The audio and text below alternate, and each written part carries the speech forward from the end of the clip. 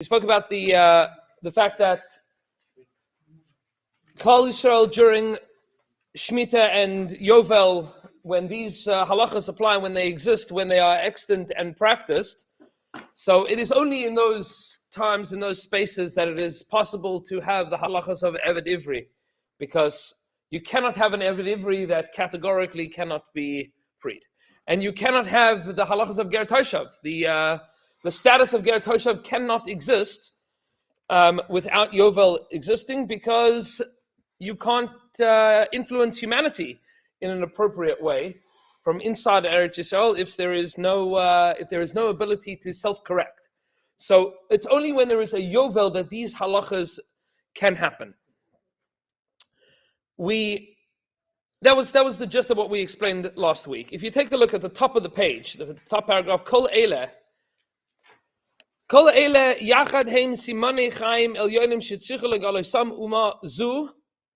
All of these signs of everything that we have discussed, of the return of the Jewish people to who we are and what we are, being able to influence humanity and to self-correct as we engage in our own past, present, and future with a positive upwards trajectory, all of that, shemusar leumi eloki kazeh chai b'kirba v'nochain hu lefaneh b'yosa mivuna b'chol tachsisa berum ilui hamdini shekol yoshvei aleh. All of this comes to fruition when the Jewish people are inhabiting the land of Israel. It doesn't exist piecemeal. This is not something that can be experienced and expressed by a partial state of the Jewish people. There needs to be a coalescence of the Jewish people as a people in Eretz Yisrael for this whole process to be able to occur. Kol Yishvei Aleh, yeah. Kol Yishvei Aleh. It doesn't happen. Doesn't happen unless you have Kol Yishvei Aleh, which Chazal explains Rov Yishvei Aleh. It doesn't mean that if, there's a Jew on business in China, then there's no Yovel, right? Yovel still happens. Rov Yishvei Aleh is the majority of the Jewish people has to be living in the land of Israel, has to be living on our ancestral homelands. Shechta always likes to point this out. Whenever the Pew study or census or whatever it is, says in X amount of years, the majority of Jews are going to be living in the land of Israel. So then all of the halachas of Kol Yishvei Aleh are going to apply because it'll be the majority of Jews in Eretz Yisrael. So Shechta is always quick to point out that that's not true. It has to be Kol Yishvei Aleh or Rov Yishvei Aleh, the majority of the Jewish people, but in our ancestral homelands. We have to figure out, who's from Reuven and who's from Shimon and who's from Levi. You got to figure these things out. You need to know who you are in order to know where you go. Each Jew has to be plugged into our place in Eretz Yisrael. How exactly we're going to figure that out is a good shot. But that's when that din applies. The Beit HaMikdash, they have to be there too, right? Maybe. Meaning, officially, Beis HaMikdash is not, Yovel is not dependent on Beis HaMikdash. It's dependent on Rov Yishvei Aleh. It says, Leman yale biyodo tachsis his golos ha'akar shel hayosher eloki, so that we will be able to express the this notion of a recognition of straightness, of yashrus that is godly, that stands above our specialness and uniqueness, which is already embedded within us. Meaning, the specialness of the Jewish people is an abstract. It's an ideology. It's a philosophy. It's a concept that exists within the mind of HaKadosh Baruch Hu when He created the world and embedded the Jewish people within it. That concept, called Klal Yisrael, comes to fruition in reality when all of these pieces connect. It has to be the Jewish people inside of Eretz Yisrael, the majority of the Jewish people, knowing who we are, knowing where we belong, plugged into Eretz Yisrael, influencing humanity. That is the great dream of Klal Yisrael as expressed through the mitzvah of Yovel. It is that which is Lamala Miskulasa, it stands above, it is levels beyond the practical specialness of the Jewish people. And it is also Hashemeres es Tafkidaha, that which holds on, guards, protects that goal and vision, Shelo Yerdu V'lo Yimachu Klal, so that we should not be downgraded and we should not be destroyed. It is that thing which holds on to the Jewish people, keeping us extant and alive throughout the centuries. And this is something important to understand. Because effectively what Rav Kook is explaining here is that there is something called the immortality of the Jewish people, which is not something that exists anywhere else in the Bria. Nothing is immortal. Since the Chet of Adam and Chava, everything is mortal, except for Klal Yisrael. Klal Yisrael is practically immortal. We don't die as a people. As individuals, sure. But as a people, we don't die. It is impossible for the Jewish people to die.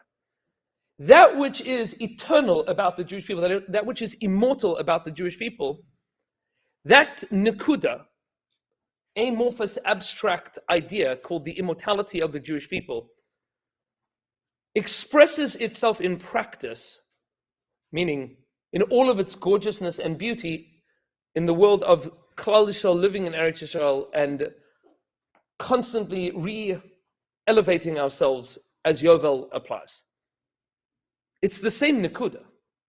It's the same point. The immortality of the Jewish people comes to fruition, is visible. That thing, whatever it is, and we're going to define that a little bit, whatever it is that defines, that enables the immortality of the Jewish people, that is what comes to fruition, is realized when Yovel rolls around. Now, just a drop of backstory to this, and this is important to understand. The Ramban says this almost explicitly. The Shloah HaKadosh says it very explicitly within the world of the Ramban in the beginning of Bereshis, is that the concept of death as we know it today was not supposed to be. The Ramban takes on the philosophers in the times of the Rambam that argued that death was always part of the Bria, and they work with the parashas in Bereshis that if Adam and Chava didn't eat from the Eitz Hadas Tov Ra, they still would have died, because death is all things die. That is the order of the natural world. The approach of the Ramban and the approach of the Shloah HaKadosh and the approach of all of the Balei Kabbalah since then is that Pshat and the Psukim in Bereshis is that death was not supposed to exist, meaning the original concept of the Bria was immortality. That immortality was lost as a result of Chataim, which we explained how a Chet is that which causes things to get messed up. Things don't work out well when a person is living in the world of Chataim. And the immortality that humanity was supposed to have is lost, or at least paused. That immortality of being able to constantly grow without death interrupting it. So that capacity is now no longer extant within humanity. But it does exist within Klal Yisrael. Klal Yisrael is immortal, even in as much as individuals are not immortal, and even in as much as that immortality has cost us a pretty penny. There's a tragic nature to that immortality. We'll get to the question in 1 second. There's a tragic nature to the immortality of the Jewish people, which is we can be tortured forever because you don't die. Meaning every nation in the world, we're not unique amongst the nations of the world in being at least attempted to be destroyed. It's just that most nations that people attempt to destroy them, it works. That's what happens, right? When one nation decides to destroy another nation, al pi rov, it works, right? That's the history of humanity in a nutshell, right? One nation invades another nation, wants to take over their land, wants to take over their resources. Okay, sometimes it works, sometimes al pi rov, it works. That's the history of the world. Klal Yisrael doesn't work. It doesn't work. Which means that we go through the whole thing that everybody else goes through, and then we're still there at the end for round 2 and 3 and 4 and 500, right? It is a dark side to it, that is the pain. That is the pain of immortality, right? By the way, that if you take a look at the Midrashim, the end of Parshas Lech Lecha, the Bris Bein Habesarim, that was the deal that Avram Avinu made with HaKadosh Baruch Hu. That was the deal. The deal was immortality in exchange for galus. Meaning that's what it is, right? That they come hand in hand. Immortality comes together with the fact that we don't die as a people, we are immortal forever. But that place of immortality that exists in the world within the concept of Klal Yisrael, so that thing that HaKadosh Baruch Hu wants there to be a constant ability for humanity to grow and return and fix up, and that mistakes are not permanent, and that everything can be resurrected and everything can be recovered from, and that nothing is permanently and terminally destructive. That nature of the world that exists within the Jewish people, it is that thing that is expressed within Yovel. That's the great Yom Kippur of Yovel. It is don't worry, we understand that you, the Eved, have failed for a generation, 2 generations, 3 generations. We understand that you did a lot of mistakes, you made a lot of chataim. And that has caused you to be downtrodden and lost your land and living off handouts from people that don't love you. But that's okay. Yovel comes along and we'll wash that away. We'll start again. Nachamal. The process of Yovel is that great Yom Kippur of the world where everything eventually comes back to that place. That's the goal. That's the purpose. That is where we are coming back to. That Nekuda of Yovel as HaKadosh Baruch Hu's original machshava of what the world was supposed to be is expressed in the immortality of the Jewish people, which is what Rav Kook writes in these last 5 words. Hashemeres es tafkideha. Yovel guards and watches onto our goal in the world, our job in the world, that we shouldn't ever be exterminated. We shouldn't ever be annihilated. That becomes impossible. That's part and parcel of what it means to be Klal Yisrael. And now Rav Kook describes how the world fails in the absence of this. And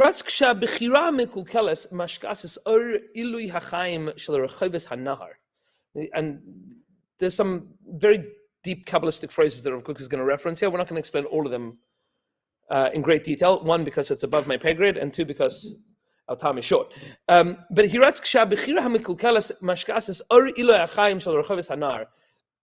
when bad choices, or let's call it warped perspectives that cause us to choose the wrong things. Bechira mikulkelas.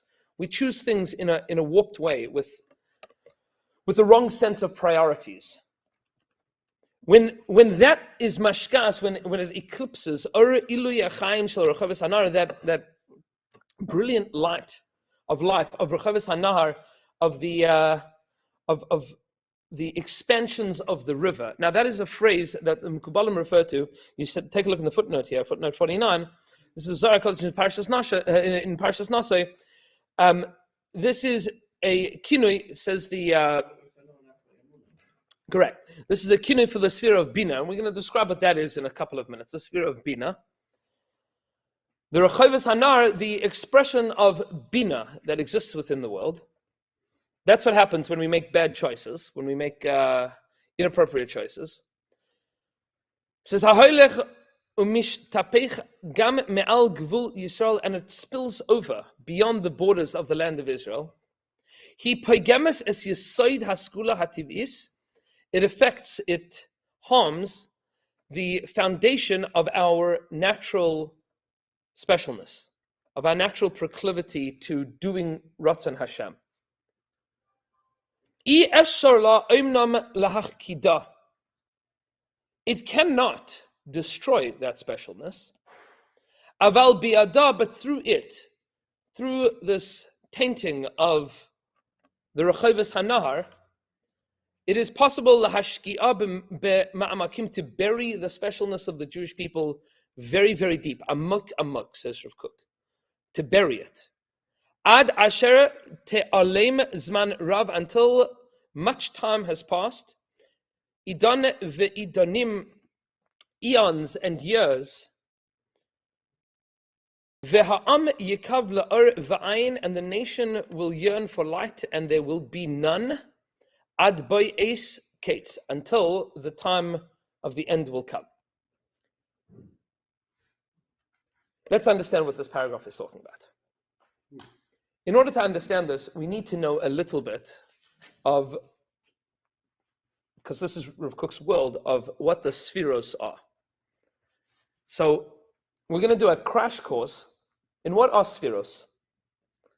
Spheros, you see this in all Svarim. Just a show of hands if you've encountered the notion of Spheros in any Svarim, right? Chachma, Bina, Das, right? We're gonna say what? You say all the time, right? You see, the truth is it shows up everywhere. Everywhere in Svarim, certainly in the last 30, 40, 50 years, every Sefer is quoting a little bit of Hasidus, a little bit of Kabbalah, which is, we're going to explain Bepashtus. Bepashtus will give a mashal for what Spheros are. It's worth understanding. We'll be able to understand this paragraph a lot better. And this will, please God, help you in understanding many other Svarim. The mashal is as follows. Let's say, in theory, that I wanted to build a yeshiva. I wanted to build a yeshiva. So, okay. I have an idea. I have an idea. I want to build a yeshiva. Good. So that's a thought. That's a thought. That's called chachma, an idea. It's a thought. Now, that idea is going to expand, is going to germinate into what that thing is called a yeshiva. I want to build a yeshiva. I want a place that's going to be a makom Torah, that's going to be this idea. It's a bina, okay. So what does that mean? So I can dream about that. What does that mean? It's gonna have bachrim, and it's gonna have rabbeim, and it's gonna have talmidim, and it's gonna have board and donors, and it's gonna make publications. That's all. It's a dream. The idea is, okay, there's a word, it's a thought called yeshiva, and then there's this bina where it's marchiv. It's expanded out. What is this thing? Wow. Okay, beautiful. Good. Das, that's chachma, that's bina. Das means, okay, I have an idea. I've expanded this out. I've dreamt about it. Das is the thoughts of making it practical. It's going to become a reality. I haven't done anything. This is all intellectual. What do I need to do? Practical. I'll give you a mashal that'll explain this process very simply, because you see this throughout Chazal. I have a 7-year-old son. If I tell my son, jumping on the bed could cause injury. That's an idea, that's a thought. He's a smart boy. He can extrapolate that to, I shouldn't jump on the bed. Yes? Is he going to jump on the bed? Yes. That's what Chazal say, that children don't have das. That's a katan ein by das. Das means, okay, this is real practical, something. You find in the world that there are people that are big dreamers, but not like there's no tie into what happens next. That das is where it is concretized in an idea that is going to become practical. Okay, so what am I going to do? So the first thing that I need, now I have an idea. It's fully fledged, it's broadened out. The idea, it's brought into the world of the Chachma, it's brought into the world of Bina. I have this big idea, excellent. I want to make it practical, that's Das. So how am I going to start? So the first thing that I need to do is I need to fall in love with this. If you're not in love with the idea, you've got no hope, right? If you're not going to be passionate about it, then it's going to die. You need to be passionate about it. You need to be driven. That's called chesed. Chesed, midas chesed. It's midas ava. I'm in love with this idea. I want it. I want to make this thing a reality. I want it. I'm in love with this. That's an emotional reality. At the same time that I love this idea, there's a billion things that I want to see happen. I also need to create limitation so that this idea doesn't turn into something that I didn't want it to be. So I need to create limits. I'm creating a yeshiva. Sometimes you speak to people. You see this in business transactions all the time. Somebody will say, I have a really great idea for a product. And somebody will say to them, it would be great if you did that and added to this and this and this and this and blah, blah, blah, blah, blah. But then it's not the same thing anymore. You can destroy an idea by expanding it too far out, correct? So that's called midas hagvura. I'm in love with this idea, but I want to define where the parameters of it are. And then there's the balance between what I am passionately in love with and where the limits of that idea are, and then managing to balance between those two things so that I am expressive enough with what I want, I create appropriate limits that are not going to overwhelm that idea, and that is called Midas HaTiferes. Midas HaTiferes is that place where there's a resolution between the ideas that I have. I want it to be this yeshiva, and I want it to not be that. So putting those two things together, there is a world of expression and a world of limitation. That's the world of Chesed, and that's the world of Gvura, which come into the world of Tiferes. Now have a resolution of, okay, now this idea has now concretized in a place of Tiferes. So I took an intellectual idea and I'm bringing it now into the world of emotions. Chesed, Gvura, Tiferes, those are emotions. Okay. Nothing's happened yet, right? The yeshiva is still exclusively in my imagination. It doesn't exist yet. It exists in my thoughts and in my heart. It doesn't exist even on paper. But now I've defined the idea, I've expanded it, I know what the parameters are, I know what I want it to be, I know what I don't want it to be, I've managed to figure out the sweet spot of where it lies, that's called Tiferes. The next two steps are Netzach and Hod. Netzach and Hod. Netzach literally means, and there's a whole world, of course, for each of these, we're saying just very much al regel achas. Netzach means, what is my opposition? Right?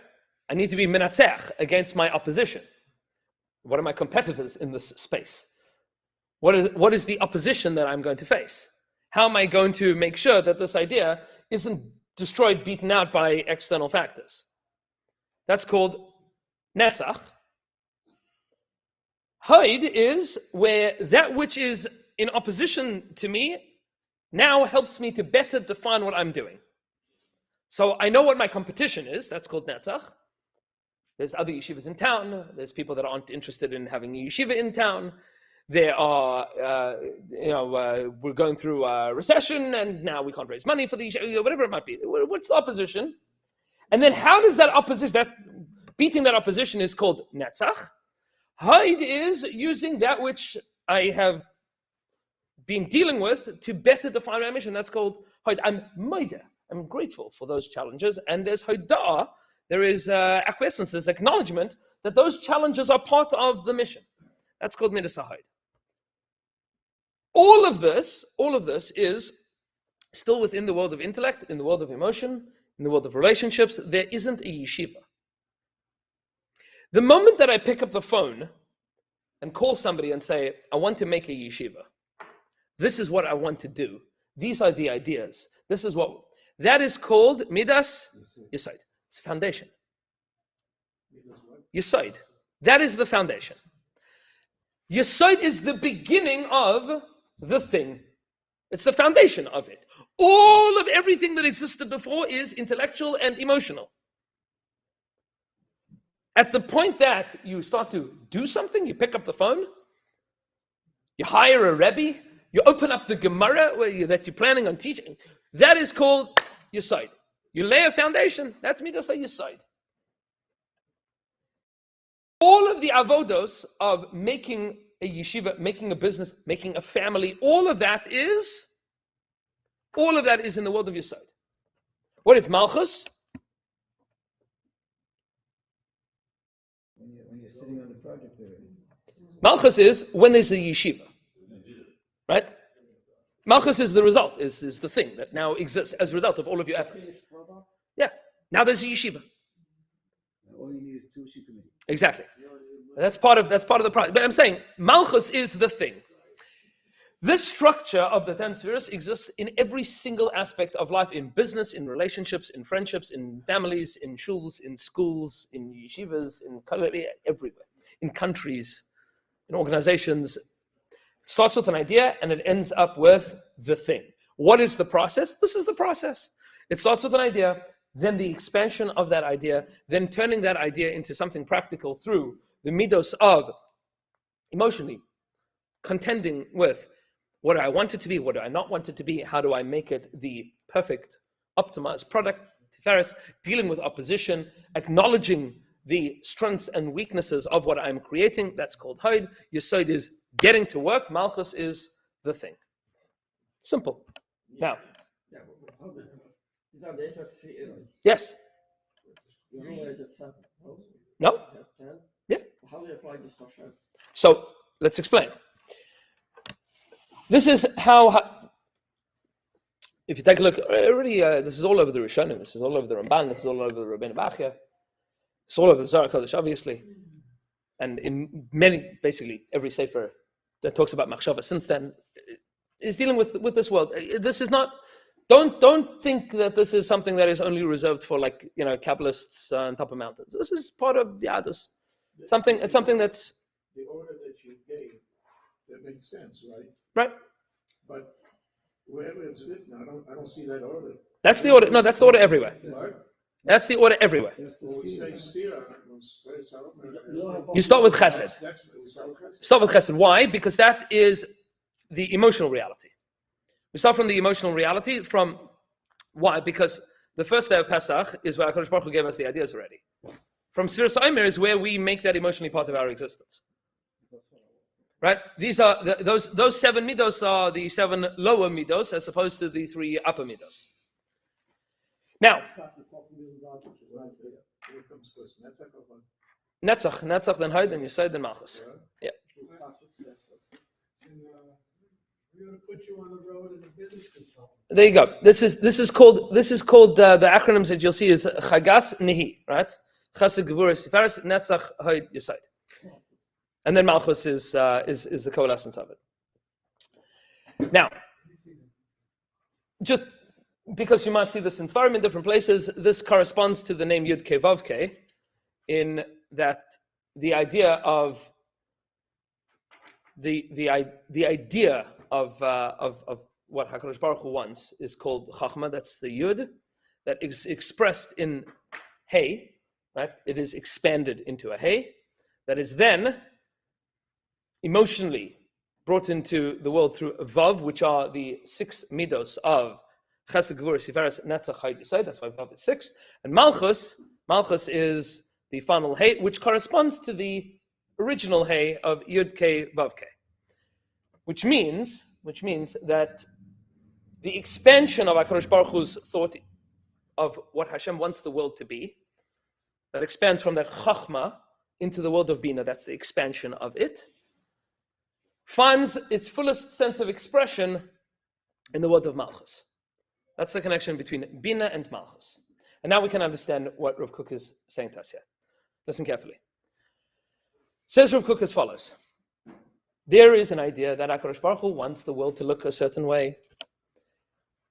Yakiru v'yedu kol yoshvei sevel ki lachasichra kol berach tishava kol losha, and that's the grand dream of what humanity is supposed to become.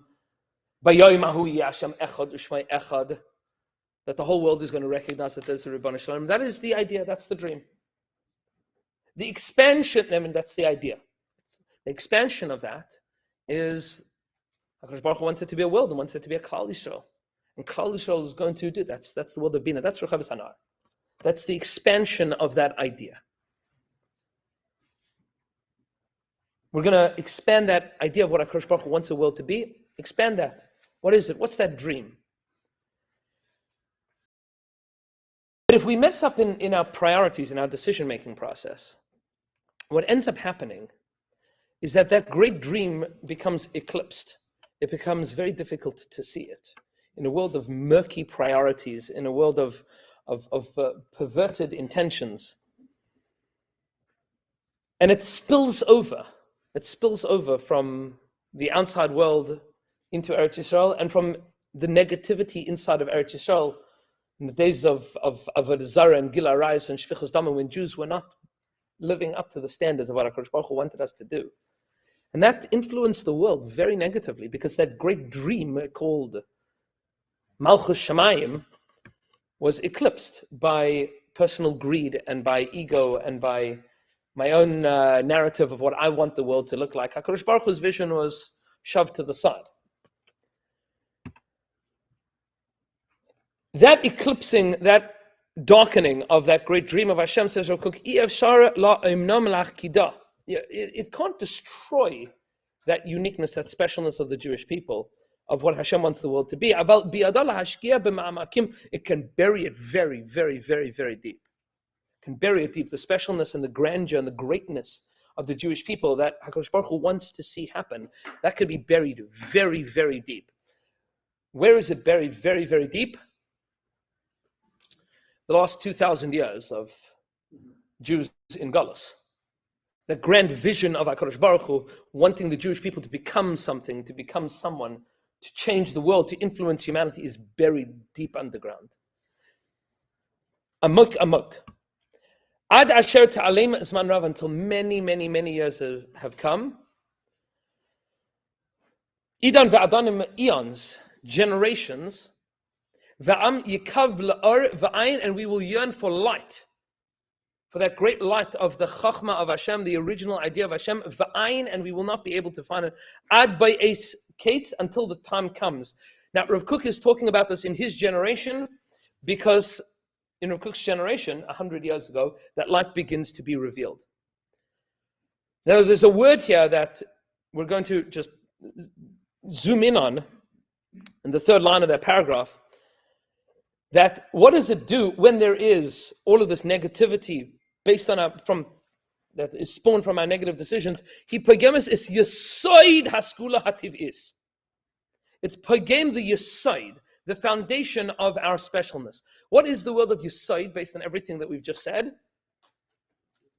It's the world of practical doing, of making Klal Yisrael. The grand vision of Hashem is making Klal Yisrael and Am HaNivchar, making us who we need to be. Doing the activities that are going to do that. The expression of the Yesod of Klal Yisrael, creating the Malchus of Hashem in the world, meaning us building the foundation, that is Goy Echad Ba'aretz. Klal Yisrael building up the land of Eretz Yisrael beyadayim, practically doing the work to build Klal Yisrael in Eretz Yisrael. Now Rav Kook is sourcing here primarily this big idea. It comes from the Ramchal's Maimah HaGeula, where the Ramchal very deeply describes the natural return of Klal Yisrael to Eretz Yisrael. There is a natural return.